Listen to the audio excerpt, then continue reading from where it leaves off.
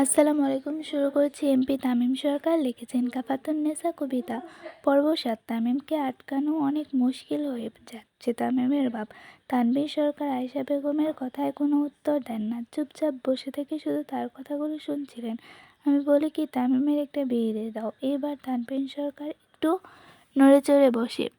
গিন্নি, আপনার ছেলের মাঝে আমি আমার নিজের যুবক বয়সের ছায়া দেখতে পাই। আপনাকে যেভাবে বাড়ি থেকে তুলে এনে বিবাহ করেছিলাম, দেখবেন আপনার ছেলেও একদিন সেম কাজটাই করবে। আয়েশা বেগম একটু অন্য মস্তিষ্ক হয়ে বললেন, বাপ কা বেটা সিপাহী কা ঘোড়া, কুছ নীতি তো থোড়া থোড়া। কিছু বললেন গিন্নি? না কর্তা, কিছু বলি নাই। বলেও লাভ নাই। তানভীর সরকার আয়েশা বেগমের হাত ধরে বলে, সে আয়েশার জন্য আমার মতো লোক সাধারণ মানুষে পরিণত হয়েছে, তার কথার দাম নেই বলেছেন গিন্নি। আমি চাই না আমার তামিম আপনার যুবক বয়সের রূপ ধারণ করুক কর্তা, আপনিই তারে বোঝান। আয়েশা বেগমের মনের অবস্থা বুঝতে পারে তানভীর সরকার। একজন মায়ের থেকে বেশি তার সন্তান নিয়ে কেউ চিন্তা করেন না। তানভীর সরকার উঠে দাঁড়ায় তামিমের ঘরে যাওয়ার জন্য। না, এভাবে সে তামিমকে দ্বিতীয় তানভীর সরকারে পরিণত করতে পারবে না। তানভীর সরকার এক কাপ কফি নিয়ে তামিমের ঘরে যায় আর পাসওয়ার্ড দিয়ে লক খুলে ভেতরে ঢুকে পড়েন। তামিম তখন এক দৃষ্টিতে স্ক্রিনে সুবহার সেদিনের নাচের ভিডিও দেখছিল। কে এলো কে গেল, কোনো হুলস্থুল নেই তার। তানভীর সরকার কফিটা টি টেবিলে রেখে তামিমের পাশে বসেন আর তার মাথায় হাত দেন। হঠাৎ মাথার হাত পড়াতে তামিমের ধ্যান ভাঙে।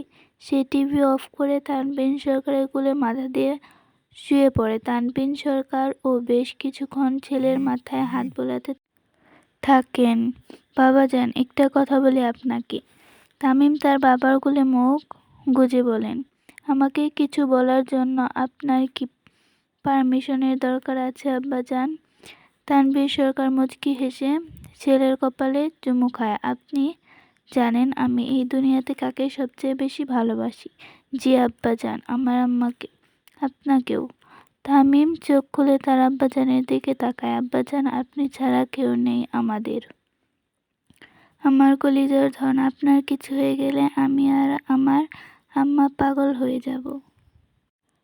তামিম উঠে তার আব্বাজানের সামনে বসে আর তানভীর সরকারের হাত ধরে বলে, আব্বাজান ধরেন, আপনার চোখ দুইটা অন্ধ হয়ে গেল, আপনি কি কিছু দেখতে পারবেন? আপনার কি আর বাঁচতে মন চাইবে? তানভীর তামিমের কথায় অর্থ বুঝতে না পেরে শুধু তাকিয়ে থাকেন তার দিকে। আব্বাজান, আপনি হইলেন আমার সেই চোখ। চোখ ছাড়া মানুষ কেমনে বাঁচে বলেন?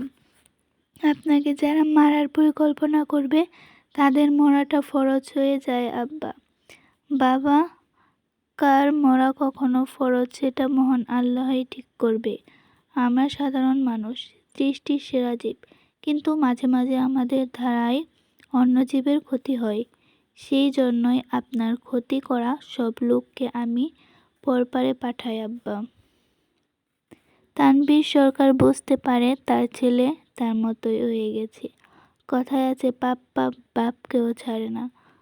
হয়তো সেই জন্যই তার পাপের ফল স্বরূপ তামিম এখন দ্বিতীয় তানভীর সরকারে পরিণত হয়েছে। তানভীর সরকার ছেলেকে আর কিছু বলে না তখন। এখন তামিমকে কিছু বলা নেহাতই বোকামির কাজ ছাড়া আর কিছু নয়। তামিম ও আবার তার বাবার কোলে শুয়ে পড়ে। তা বাবা, আপনি এত মনোযোগ দিয়ে কি দেখছিলেন? আমার সর্বনাশ আব্বাজান। তানভীর একটু ঘাবড়ে ছেলেকে শক্ত করে ধরেন, যার ফলে বাঘে গরুতে এক ঘাটে জল খায় আর তার সর্বনাশ। এত বড় সাহস কার আমার ছেলের সর্বনাশ করবে? তামিম খুব জোরে নিঃশ্বাস ছেড়ে বলে, এই সর্বনাশ সেই সর্বনাশ নয় আব্বা, কঠিন রোগে ধরেছে আমাকে। তানভীর সরকার একটু বুঝতে পারেন তার ছেলে কোন সর্বনাশের কথা বলছে। তানভীর সরকার আর তামিম সরকারের কথোপকথনের মাঝেই তামিমের ফোনে কল আসে আর প্রাইভেট ইনভেস্টিগেটরের নাম দেখে ফোনটা ধরে। কার এত বড় সাহস, দাঁড়া আইতাছি। তামিম কল রিসিভ করে খুব রাগান্বিত হয়ে রুমে থেকে বের হয়ে যায়। মাঝে তানভীর সরকার কী হয়েছে জানতে চাইলেও সে কিছু বলে না, রাগের মাথায় বের হয়ে যায়। তানভীর সরকারও বুঝে গেছেন কালকের সকালটাও তার রক্ত দিয়ে শুরু হবে।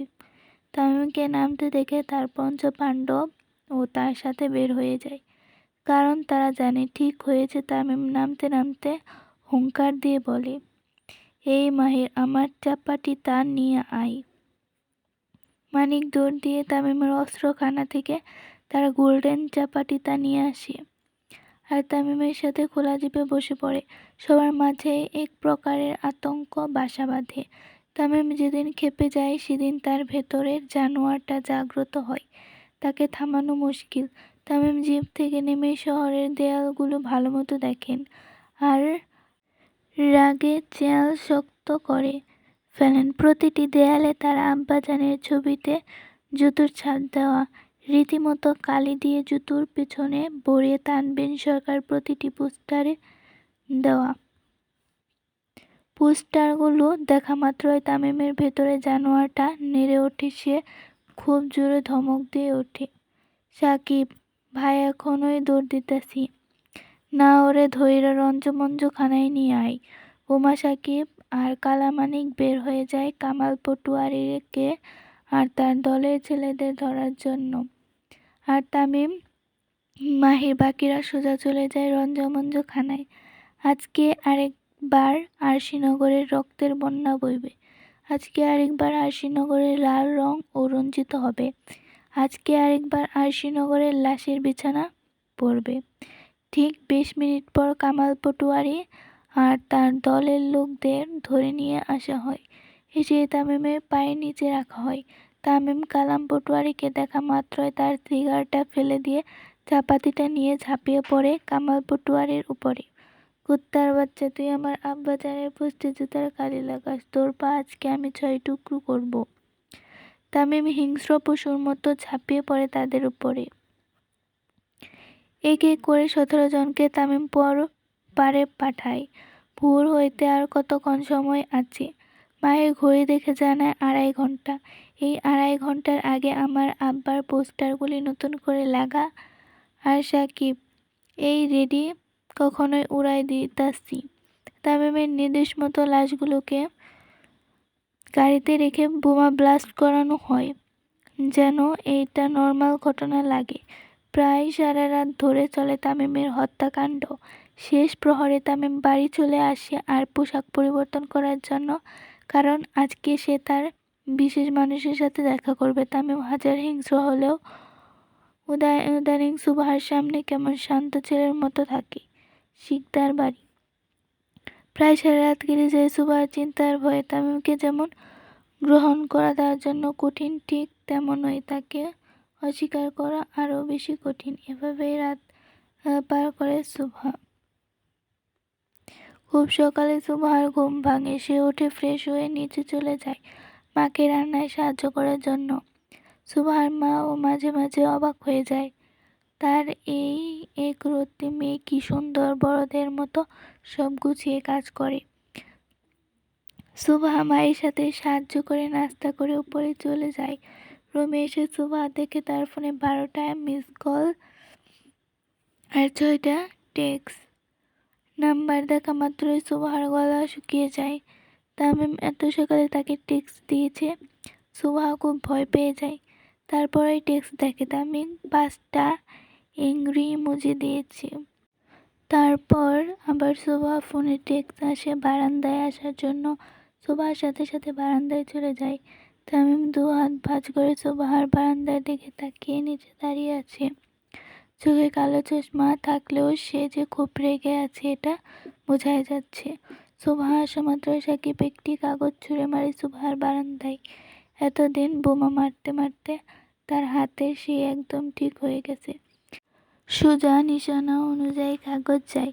তামিম সুবহাকে ইশারা করে কাগজটি নেওয়ার জন্য। সুবহা ভয়ে ভয়ে কাগজটি নেয় আর খুলে দেখে, ১৫ মিনিটের মধ্যে রেডি হয়ে নিচে আসো, না হলে আমি উপরে আসব। তামিমের ব্রেড শুনে সুবহা শুকনো ঠোঁট গেলার, কিন্তু সে কিভাবে এত সকালে বের হবে।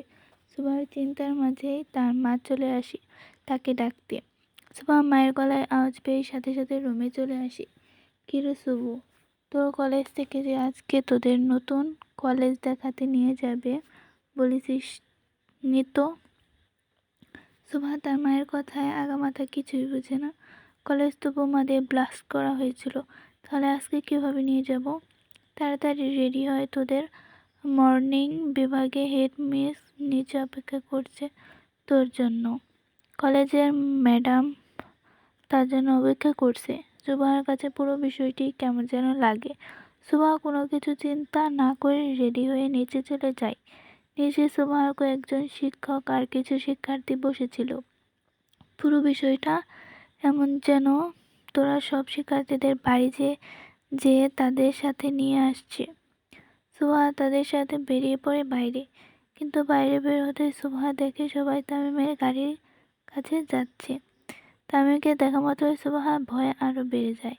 সবাই তামিমের গাড়ির একটু কাছে যেয়ে তাকে সালাম দেয়। তামিম সালাম নিয়ে সোজা সুভার সামনে দাঁড়ায় আর তার হাত ধরে নিয়ে যেতে থাকে তার সাথে। সুভা সন্ধ্যার আগে বাড়ি ফিরবে না, বাকিটা দেখেন ওর পরিবার কিভাবে ম্যানেজ করবেন। সুভার কলেজ টিচাররা মাথা ঝাঁকিয়ে তামিমকে নিশ্চিত করেন যে তারা বিষয়টা সামনে নেবে। তামিম সুভার হাত ধরে তাকে গাড়িতে বসায় আর পাশের সিটে নিজে বসে পড়ে। সুভা খুব জড়সড় হয়ে তামিমের পাশে বসে। তামিম খুবই কমই তার মার্সিডিজ এ বসে।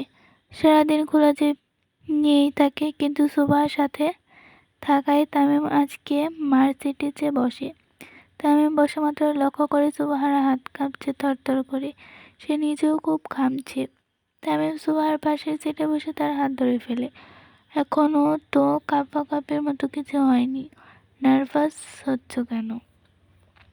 সুভা কিছু বলেনি, শুধু মাথা নিচু করে থাকে।